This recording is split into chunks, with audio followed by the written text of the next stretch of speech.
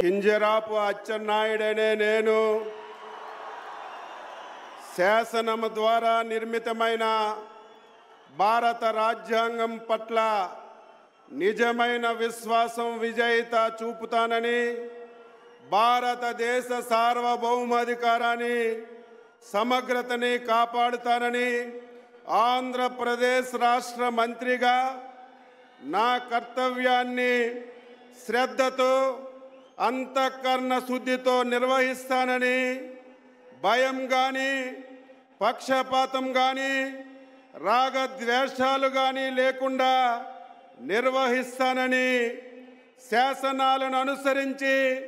ప్రజలందరికీ న్యాయం చేకూరుస్తానని దైవ సాక్షిగా ప్రమాణం చేస్తున్నాను.